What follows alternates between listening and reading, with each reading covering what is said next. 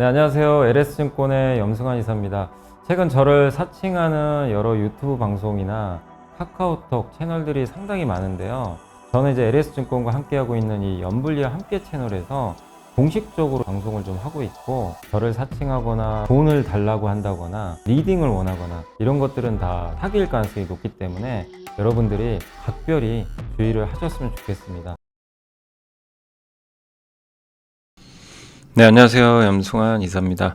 자, 여러분들 연휴 잘 보내고 계신가요? 참 이게 저는 금요일 날 지금 아침에 찍고 있는데 장 분위기가 너무 안 좋습니다. 뭐 아시겠지만 트럼프 관세, 그 엔비디아가 폭락해가지고 젠슨왕도 참 본인 말 한마디에 정말 시장이 항상 좋았는데 이제 주가가 본인 말은 좋은데 주가는 반대로 급락하고 있어서 참 이게 어려운 시장 흐름인데, 그래도 우리가 뭐 주가만 보는 게 아니라 그 내용을 봐야 되니까, 그래서 제가 오늘 좀 준비한 건 뭐냐면, 젠슨왕도 얘기했지만 추론은 100배 시장이거든요. 그래서 이 시장에서 우리가 뭘 주목해야 되는지, 결국 제가 생각한 거는 그것 중에 하나는 결국 투자는 계속 이루어질 것 같아요. 계속해서 투자는 이루어지는 것 같고, 또 그 중에 핵심은 뭐 천연가스, 왜냐면 전력이 많이 필요해요.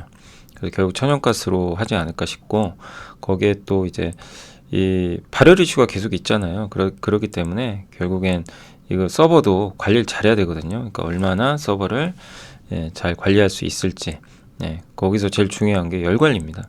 그래서 액침 냉각 뭐 들어보셨지만 한번 자료를 좀 만들어 봤거든요. 그래서 여러분들 한번 보여드리겠습니다. 이거는 제가 이제 저번에 뭐 라이브 시간에도 간단하게 한번 소개해 드렸는데, 오늘 한번 정리를 해드리겠습니다.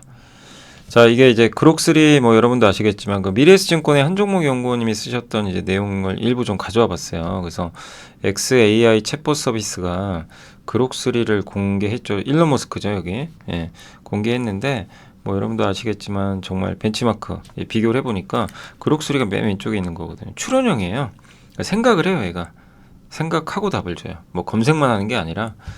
근데 92일 만에 20만 개 GPU를 통해 최고 성능의 챗봇을 공개했고, 테슬라 크로텍스라는 이제 데이터 센터가 GPU 5만 개거든요. 메타가 12만 8천 개, 오픈 AI가 10만 개예요. XAI는 지금 20만 개를 확보한 거예요. 92일 만에. 거기다가 1.2 기가와트 규모의 데이터 센터를 또 계획을 하고 있습니다. 근데 여기 GPU가 앞으로 100만 개 필요하대요. 그러니까 엔비디아 주가가 빠지는 게 좀 약간 여러분들 이해가 안 가시죠? 뭐 저렇게 많이 필요하다고, 오픈 AI도 그 얘기를 하거든요. 우리 GPU 많이 필요하다. 근데 그럼에도 불구하고 어쨌든 지금 뭐 엔비디아 주가는 좀 상처가 났지만, 요 내용들만 보면 이 데이터 센터를 앞으로 이 일론 머스크 주도 하에서만 해도 이렇게 많이 필요하다는 거예요. 근데 여기만 필요한 게 아니라, 최근에 이제 그 제가 뭐 자료 그때 보여드렸지만 그 아랍에미리트, 아마 여러분도 아실 거예요. 아랍에미리트의 이제 그 어떻게 보면 실세라고 불리는 분이 그 뭐 이렇게 운영하는 자산만 해도 어마어마하죠. 뭐 우리나라 돈으로 거의 한 2천조 가까이 될 거예요. 거기 아랍에미리트 대규모 데이터 센터 짓겠다. 뭐 이 얘기를 계속 하고 있는 거예요. 그래서 수많은 빅테크 CEO들이 막 아랍에미리트 가서 만나고 이랬던 것처럼, 데이터 센터가 여기 미국에서만 끝나는 문제는 아니죠. 우리나라도 이제 저번 뉴스 보니까 전라남도 도지사가 저기 미국 가가지고 업무협약 맺은 것 같더라고요. 저기 해남 있죠, 전라남도. 해남에다가 아마 지으려고 하는 것 같아요. 근데 저는 어쨌든 데이터 센터는 뭐 필요하다고 저도 생각을 하거든요. 근데 이제 전 세계가 이 시장에 뛰어드는 거예요. 그럼 여기 핵심은 GPU입니다. GPU고 데이터 센터고, 데이터 센터에 뭐가 들어가요? 전력. 이게 다 연결돼 있어요. 근데 이제 그동안 이런 반도체나 GPU는 너무 주가가 올랐고 이걸 우리가 모르는 건 아니다 보니까 요즘엔 좀 시들시들하지만, 근데 어쨌든 이 지금 메타, 오픈 AI, 일론 머스크까지 이렇게 지금 공격적으로 투자를 하고 있고, 여기 공장이 일렉트로닉스라는 그 이 가전회사 있죠. 여기 미사용 공장을 인수해가지고 요 개조해서 데이터 센터를 만들었는데, 최대 250메가에서 300메가와트 전력이 필요한데 지금 15메가와트밖에 안 된대요, 전력이. 그래서 어떻게 했냐면 여기 이런 트레일러들 있죠. 트레일러를 딱 깔아가지고 발전기 트레일러 줄지어서 전력을 공급을 하고 있대요. 그러니까 우리가 이걸 보면서 느끼는 건, 야, 진짜 GPU도 중요하지만 전력 공급 안 되면 아무 필요 없구나. 이걸 우리가 느낄 수가 있는 거예요. 그래서 XAI는 바로 옆에 있는 천연가스 라인이 있죠. 천연가스 라인이 있는데 이걸 연결을 해요. 거기서 가스를 태워요. 그래서 전력을 막 생성을 해요. 예. 그래서 이제 여기로 연결해서 전력을 보내주는 거죠. 이거 전력을 지금 당장 쓸 게 없으니까 많이 필요한데. 그리고 바로 옆에 더 큰 규모의 LNG 발전소를 건설할 계획이라고 합니다. 여기서 우리가 알 수 있는 거, 정말 이 천연가스 LNG 발전소가 중요하구나. 그걸 다시 한번 느낄 수가 있고요. 그리고 AI 투자 멈출 수가 없는 게, 이거는 이번에 젠슨왕도 똑같이 얘기를 했어요. 학습보다 추론에 사용되는 자원은 100배다. 이게 이제 월스트리트 저널에 나왔던 자료인데, 이건 제가 한 겁니다. 이건 제가 온토 이노베이션이라는 회사를 실제 물어봤어요. 저 챗GPT한테. 야, 이 회사 뭐 검색은 해주죠. 근데 검색이 아니라 너가 생각했을 땐 이 회사 경쟁력 있니? 진입 장벽이 높아? 다른 해외 반도체 장비사가 못 쫓아와? 이게 물어본 거예요. 그러면 이거 뭐를 하냐면 처음에 한 5초 정도 생각을 해요. 지금 생각 중입니다. 이렇게 나옵니다. 그게 추론이에요. 생각해서 답을 줘요. 이 추론은 100배예요. 학습보다. 학습하는 것보다 100배. 엔비디아 젠슨왕이 했던 얘기가 바로 이 얘기입니다. 100배 더 들어간다. 이 얘기를 했던 거예요. 학습용 수요가 줄어도, 학습용 수요는 줄 거예요. 아마 가능성이 높아요. 그게 10분의 1로 설사 줄어도 이 추론에서 100배가 필요하거든요. 그럼 어떻게 될까요? 실제 컴퓨팅은 10배가 필요한 거죠. 주는 거 감안해서 그렇게 되는 거죠. 그래서 이게 4대 빅테크의 투자, 자본 지출 엄청나죠. 이게 영원할 수는 없어요. 기울기는 둔화되겠지만, 기울기가 둔화되니까 이제 엔비디아도 좀 충격을 받았지만 4대 빅테크가 2,150억 달러 투자하고, 옆에 시진핑이 마인 만났죠. 거의 몇 년 만입니까? 왜 이 중국 회사들 규제 풀어줄까요? 알리바바가 220조 투자한대요. 필요한 거예요. AI 전쟁 해야 되겠다. 미국과 AI에서 밀리면 안 돼. 근데 정부가 할 수가 없어요. 딥시크 같은 애들이 나온 거예요. 그러니까 이들과 손 잡자. 그래, 풀어주자. 어차피 우리 또 경기 부양도 해야 되고 민간 너무 규제했다. 이제 바꾸. 이 자체도 굉장히 의미가 있는 거죠. 결국 핵심은 AI입니다. 그래서 추론 모델은 몇 분 또는 몇 시간을 스스로와 대화하는데 자원을 소비하는데, 그러니까 이 챗 GPT나 이런 추론 모델이 막 본인이 막 대화를 해요. 스스로 어떤 답을 내야 되나. 그때 생성되는 자원의 양이 질문에 답하기 위해서 100배 많은 단어를 뽑아내야 된대요. 근데 그러려면 전기도 많이 필요하고. 그래서 제가 말씀드리지만 엔비디아가 이제 좋아집니다. 뭐 엔비디아 괜찮습니다. 이 얘기를 하는 게 아니라, 엔비디아 주가는 힘들 수밖에 없어요. 지금 이제 왜냐하면 이게 너무 좋았는데 기울기가 좀 완만해지니까. 그렇지만 우리가 주가만 보면 안 되고, 여기서 알 수 있는 건 뭐냐면 AI 추론 시대로 넘어가면서 훨씬 많은 자원이 필요하겠구나. GPU도 더 필요하고, 엔비디아 것만 필요한 게 아니라 브로드컴도 필요하겠죠. 거기다 이런 추론 모델 하면서 더 많은 전기, 전력 이런 거 생산해야 되고, 거기 파생되는 산업들이, 이거를 우리가 그냥 단순히 뭐 거품이라고 보는 건 무리가 있는 것 같아요. 거품은 절대 아니에요. 주가가 좀 너무 올랐다는 게 조금 이제 조정이 좀 빌미가 되고 있지만, 사실 요새 시장 빠지는 건 전 트럼프의 좀 변덕 때문이에요.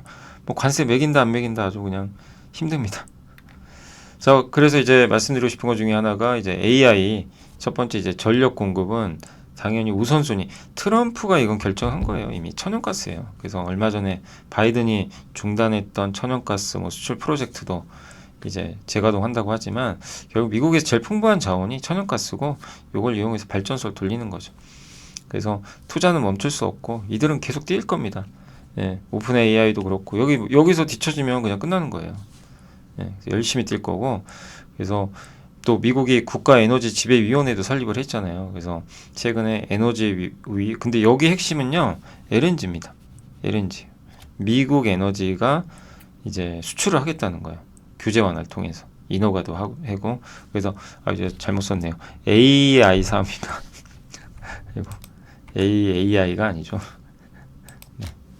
제가 급하다 보니까 오늘 좀 바빠가지고.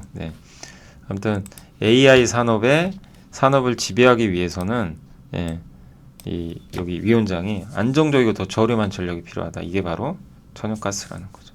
LNG죠, 한마디로. 이걸. 그래서 주요 미국 기업이다. 이런 거 공부해 보시라는 거예요. 이런 기업들이 있어요.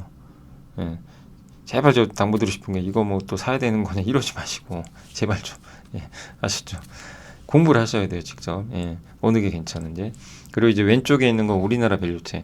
HDC나 SK가스는 이제 미국에서 LNG를 도입해오면 그걸로 발전소 운영하는 회사들이에요. 지금 실제 발전소 운영하고 있죠.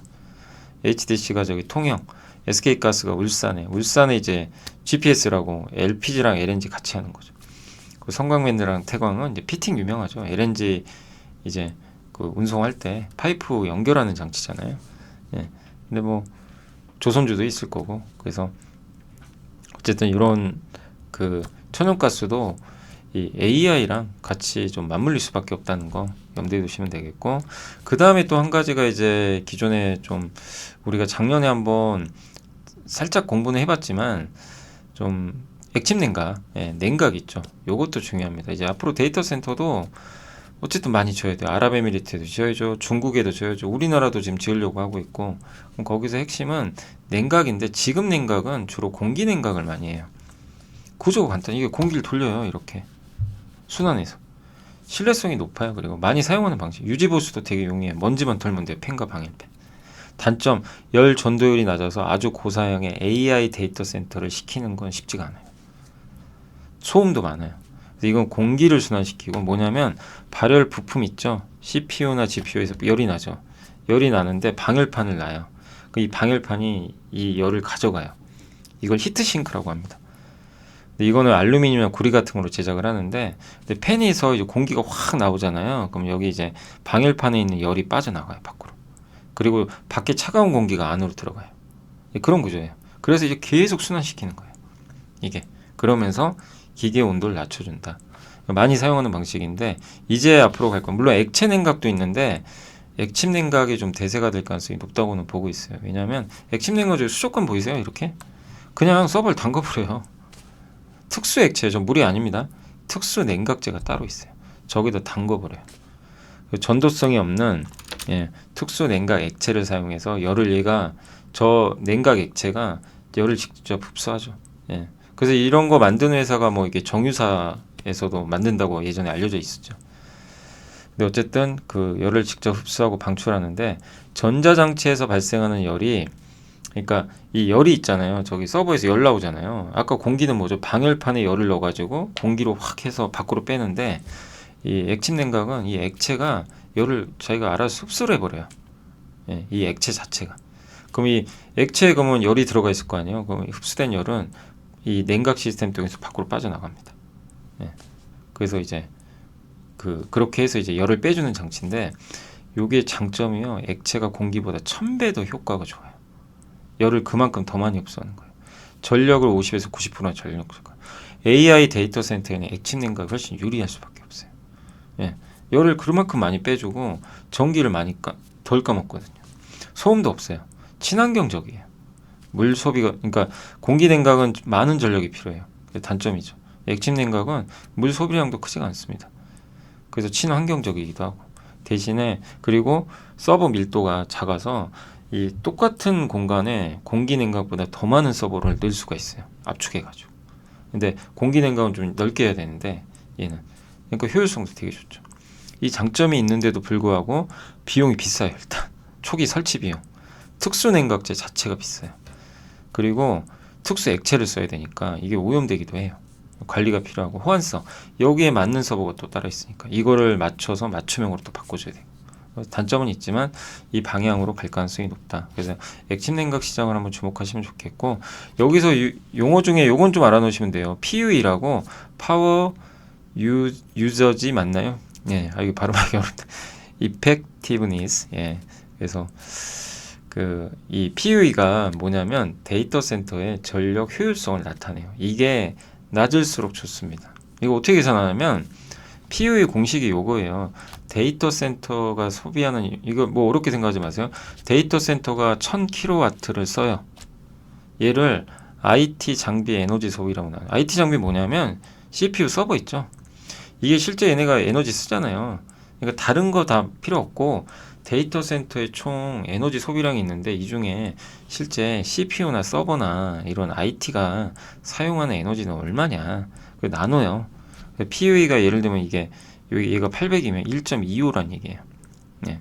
근데 1000kW 중에, 예, 이 보시면 이 1000kW 중에 요게 이제 800kW잖아요. 예. 그렇기 때문에 그럼 나머지 200kW는 뭐예요? IT랑 상관없는 거죠. 다른 이제 냉각, 조명, 기타 운영. 요 밑에 써드렸죠. 예. 요게.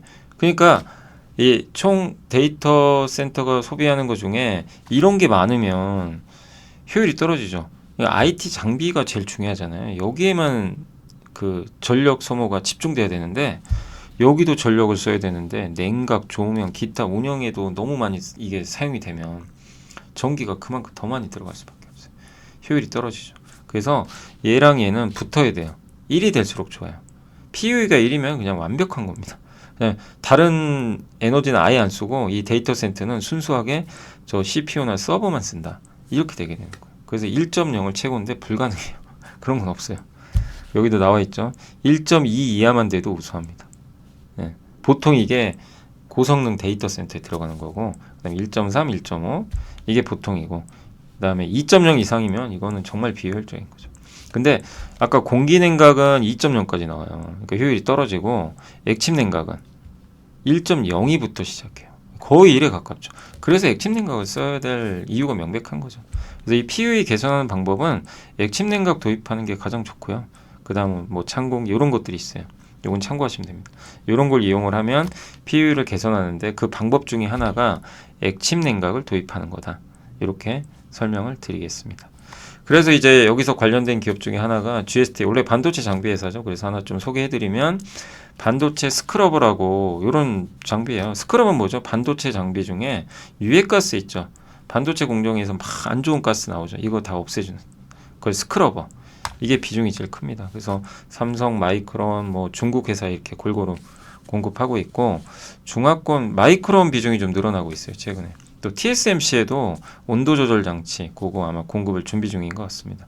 근데 이 고온의 버너를 활용해서 하는 방식이 있고 LNG 대신 뭐 수소도 하긴 하는데 요즘에 이제 많이 쓰려고 하는 게 플라즈마 방식이에요. 예, 요건 그냥 이제 그 플라즈마 고온의 플라즈마를 이용해서 반도체 가스 제거하는데 되게 친환경적이에요. 예. 그렇기 때문에 플라즈마 방식으로 지금 요즘에 좀 분위기 바뀌고 있다. 그러니까 이런 가스 제거 장치를 하고 있다. 그러니까 반도체 경기에 영향을 많이 받겠죠. 근데 이 회사가 액침 냉각 시장에 진출했어요. 본격 매출 발생은 26년 아니면 27년 같아요. 그러니까 좀 시간이 있는데 미리 공부해 놓으세요. 지금 당장 뭐 발생하는 건 아니고 내년 내후년. 근데 두 가지가 있어요. 액침 냉각은. 마지막입니다. 이게 단상형이 있고 이상형이 있어요. 단상형은 하나. 설명해드리면 여기 담겨 있죠. 여기 서버 있죠. 여기 액체 담겨 있잖아요. 액침에. 그러니까 특수 액체. 그럼 얘가 이 특수 액체가 얘를 열을 흡수할 거 아니에요. 근데 이 냉각수가 끓진 않아요. 뜨거우면 사실 끓을 거 아니에요. 근데 끓지 않고 액체 상태를 유지해서 그냥 액체를 이 밖으로 뺍니다. 뜨거운 걸. 그래서 또 순환시켜요. 차가운 걸. 그렇게 해서 이제 순환하는 시스템이에요. 그래서 여기가 이제 미네랄 오일, 실리콘 이런 걸 사용하는데 어쨌든 GST가 이걸 24년 9월에 고객사에 납품했다고 하더라고요. 예. 그래서 단상형 이거는 제가 GST 거기 IR 자료에 있는 거를 좀 가져와 봤습니다. 예. 그리고 하나 더 있어요. 이상형. 이상형은 뭐냐면 어렵지 않습니다. 여기 그 서버에서 열 나오잖아요. 그럼 액체가 열을 흡수하죠. 그럼 액체가 뜨거워지면 어떻게 되죠? 물은 어떻게 되죠? 100도 되면 끓죠. 그 원리예요. 얘가 끓어요. 갑자기. 예. 위에서 이 베이퍼 끓습니다. 막 끓어요. 예. 그럼 기체로 바뀌죠. 그죠? 끓으면 액체가 끓면 기체가 되죠. 이 기체를 빼요 밖으로. 콘덴서 이쪽으로 여기로. 응축기를 통해서 뺀 다음에 얘를 다시 액체로 또 바꿔줘요. 예. 근데 이걸 하면 열 전달 효율이 더 좋대요. 이 방식이. 효율이. 온도도 더 낮게 하고. 대신에 비용이 더 올라가겠죠. 근데 이 방식을 앞으로 많이 쓰겠죠 또. 근데 GST는 이 두 가지 방식을 다 한다고 합니다. 국내에서는 아마 이상형은 이제 이 회사가 유일한 것 같고, 그래서 어쨌든 이 두 가지 방식이 있다는 거. 하나는 그냥 액체만 순환하는 거, 하나는 액체를 끓여가지고 기체로 바꾼 다음에 그 기체를 다시 액체로 바꿔서 하는 거. 이 방식이 더 효율은 있다. 대신에 좀 비싸다. 마지막으로 이게 GST의 주요 지표고, 저는 이제 항상 버틀러 들어가서 이런 거 보거든요. 그래서 제일 중요한 게 그럼 지금 실적 어떻고 이 회사 밸류 괜찮냐, 이걸 우리가 항상 봐야 되잖아요. 근데 보시면 매출액, 좋죠. 예, 꾸준히 증가하고 있고 영업이익은 좀 정체지만 과거보다 높아졌고 현금 흐름 좋죠. 우리 재무제표 배웠죠. 예, 굉장히 좋고 금융자산 많이 쌓여죠. 요 밑에가 부채고요. 요게 금융자산. 이게 빌린 돈, 이게 번 돈. 네, 뭐 재무도 아주 우량합니다. PER은 한 8.3배였는데 지금 좀 떨어져서 8.1배로 좀 떨어져 있습니다. 요새 이제 시장이 안 좋다 보니까 좀. 그래서 밸류는 이제 요 위에가 맨 위에가 제일 높았을 때 파란색이 밑인데 딱 중간 정도 밸류예요. 그래서 뭐 비싸지도 싸지도 않은 거예요. 지금 상황. 예. 다만 이제 반도체 사이클이 좋아지고 저런 액침 냉각이 이제 나중에 이제 그 부각되면 이제 밸류 PER 12배를 언젠간 넘어갈 수도 있는 거죠. 이런 식으로 분석을 하는 겁니다. 그래서 제가 이제 좀 그 아까 젠슨항부터 시작해서 이런 것들을 통해서 아까 천연가스 다 연결이 돼요. 이런 식으로 여러분들이 산업부터 기업까지 딱 뽑아내시면 이제 여러분들도 다 쓸 수 있는 내용이에요. 어려운 게 아니고 단 이게 정답인지는 누구도 몰라요. 그건 지나봐야 하는 얘기. 다만 우리가 어느 게 성장을 하고 어떤 산업들, 어떤 기업들이 좋아질지 끊임없이 공부를 통해서 발견하고 또 발견하고 투자해서 성공도 해보고 또 실패도 하는 거죠. 예, 뭐 100%는 없으니까 그러면서 계속 예, 그 경험을 또 쌓아 나가셔서 좋은 또 투자하셨으면 좋겠습니다. 자, 오늘 이제 여기 그 함께 배우기 한번 데이터 센터나 이제 엔비디아 젠슨항 얘기 이런 걸 빌어서 액침 냉각까지 한번 새롭게 공부를 해봤고요. 이 아이디어로 많은 또 여러분들이 좋은 아이디어 발굴해 나가시면 좋겠습니다. 자, 저는 또 다음에 뵙겠습니다. 감사합니다.